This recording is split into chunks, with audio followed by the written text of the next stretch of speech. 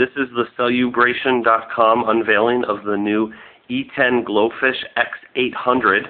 It's the next line in the Eten line of products. Again, that's www.celebration.com, Celebration.com. We're going to get started by opening the box here. This obviously isn't the final production box. The phone will be out for a couple weeks. We did receive this a little early, so let's go ahead and open it up real quick, though, see what the phone does come with. The first thing you'll notice is that the cords are a little jumbled up. I have been using the device quite a bit. It does come with a standard US AC power adapter. This particular power adapter plugs directly into a USB port. There is your mini USB port. Goes right into the bottom of the phone for easy charging of the device. The next part of the phone comes standard with a 2.5 millimeter headset. It does use earbuds on the headset. There they are. The earbud also has an on and off button that can be answered directly from the device. It's a nice little added feature with the phone. Also standard with the phone is a data sync cable. Again, one end of this device does use the mini USB port, while the other side of the device will use the full USB port. This is great for data syncing your device with your computer and with other devices that use a USB port. Next is actually the case that comes with the Eten Glofiish. Let's turn that around there. This case is actually very nice because it offers a feature that you don't see in a lot of cases these days, and that is this extra loop to make sure that the device stays firmly onto your belt loop. It also has a hole right there for the camera. We'll talk about that 2 megapixel camera here in a moment. So let's move on now to the actual device. I'm going to go ahead and take this out and move this box. The device, which can be seen right here, is the new Eten X800. I'll just get you a nice little shot of that. As you can see, it is a silver or chrome finish that is accented by that red accent on the camera and by a little bit more red spots elsewhere on the phone. We'll take a closer look at that in a moment.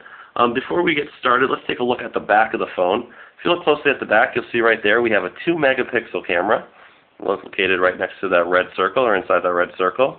Next to that, we also have a flash. This flash can be used while taking pictures. Can also be used as a flashlight. It's a nice little feature that's brought into the phone. Next to that, we see this large speaker area. I really appreciated this large speaker area. It allows for excellent speakerphone use, as well as good playback for videos, as well as for your audio if you decide not to use the included headset or another headset of your choosing. The phone does support A2DP, so you can choose to use a stereo Bluetooth headset such as the Motorola S9, which worked wonderfully with the phone. Other than that, there's really nothing to the back of the phone. It's pretty sparse. You can see the top as well. There's nothing on the top except for the Glofiish emblem. The phone in that respect is a little bit different than some of the other E10s. Let's take a look here at the left side of the phone for a moment. The first thing that you'll see is there is a volume rocker right here. This volume rocker, obviously, to bring the volume up and down.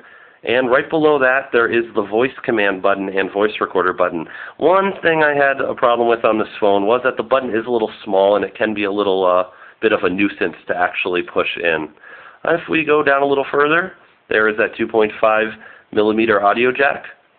Plug a regular 2.5 millimeter headset into there to receive mono sound and stereo sound out of the device. If we flip the device over to the right, let's move up to the top here. You see there's the power button. That is also used to turn the device on and off, as well as to bring it out of hibernation mode, which it was just in. I'm going to go ahead and put that back in hibernation for a moment. Let's move down the device a little bit further. At the bottom here, we see the only other aspect located on the right-hand side of the phone. That's the camera. Now, I actually really like this camera because it keeps your hand away from the main focus of the lens on the back, which means you're out of the way. It's a little awkward to get used to, but once you do, you realize that it actually serves a good purpose being located in that spot. Before we get to the front of the phone, let's just take a look at the bottom. 3 things on the bottom. You got your microphone right here. Then you have your own isolated micro SD card slot, which is an excellent position. You can open and remove the slot in order to bring the micro SD card in and out. It's out of the way, and it allows for added usability and added memory storage on the device. Next to that right here, we have the mini USB port that is used for charging as well as for data syncing. So it's a great little device as far as that goes. We also have the stylus located right here on the side. It is a retractable stylus that does collapse. Now let's go to the front of the phone really quick. The front of the phone offers a secondary camera. Right there, that's a VGA camera. I actually used the video conferencing on the 3G network in Bloomington today, and it actually worked really well. It has a pretty good picture clarity for a 3G device. Next to that, we'll also notice that there is the speaker and the X800 logo there.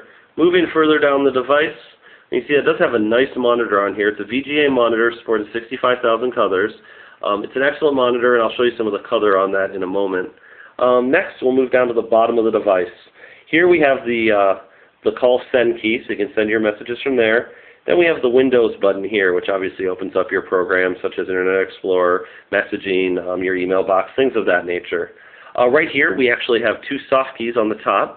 This soft key is actually set to speed dial when you first get the phone, while this one is set to your contacts, and they can be reprogrammed to suit your own needs, whatever programs you may access the most.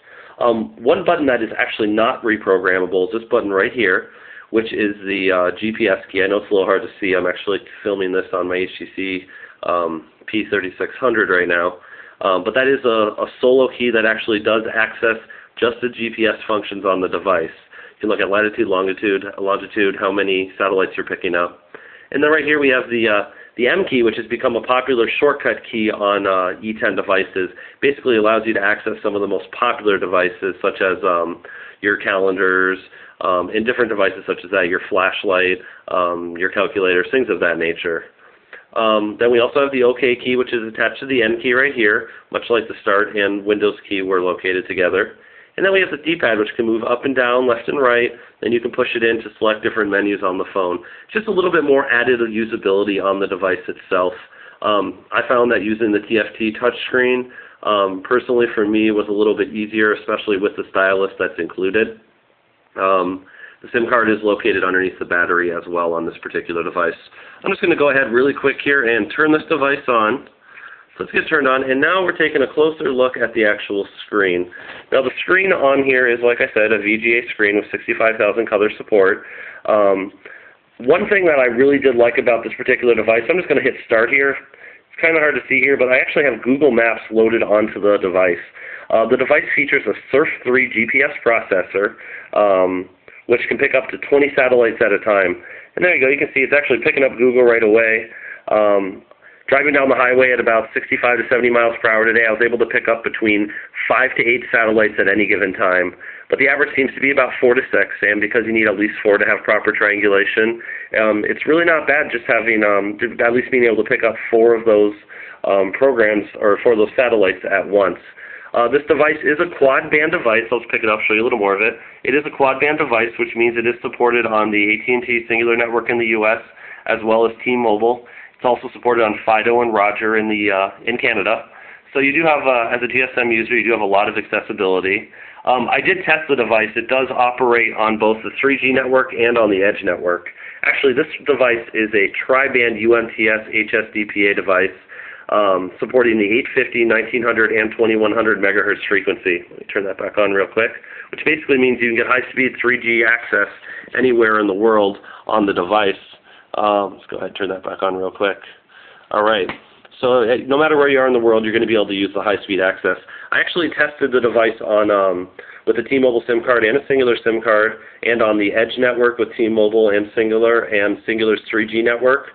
Google Maps downloaded in about 15 seconds with the 3G network of Singular, so it's very fast at picking up signals. The phone did lose its own connection several times. I wasn't getting any signal, just a matter of hitting the signal once again. We also have some Wi-Fi options on here. I push that Wi-Fi button. It brings up my GSM, my Bluetooth, and my Wi-Fi selections. I can turn those all off at once, or I can turn them all on.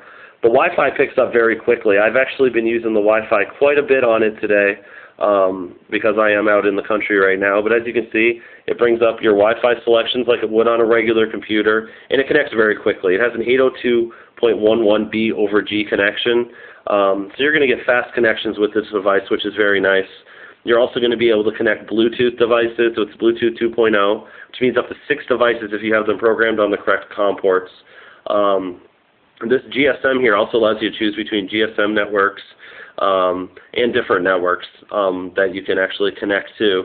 But this device basically allows you to use any third-party applications you would use on Windows.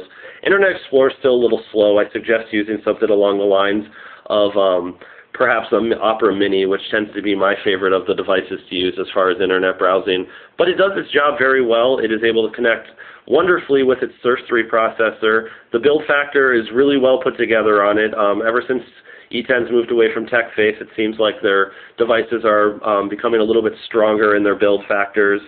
Everything works smoothly. The 500 megahertz processor from Samsung works excellent. The 256 megabytes of ROM that you get with the device allows you to put a lot of applications on the device, and it runs fast even with the VGA screen. Let me get that on once more before I go ahead and end this review. And so that's a nice little added feature. And then finally, I mean, you're getting 128 megabytes of, 64 megabytes of RAM on the device still. But overall, the device allows for easy functionability. It's the best device I've seen from Eten, and it's really leaps ahead as far as its connectivity with POP email, IMAP email, and just its overall ability to work on a variety of different applications and networks. Overall, I would highly recommend the Eten Glofiish X800, and I hope you'll take a look at Celubration.com for our written review to have a more in-depth look at the device. Thank you very much. Have a good day.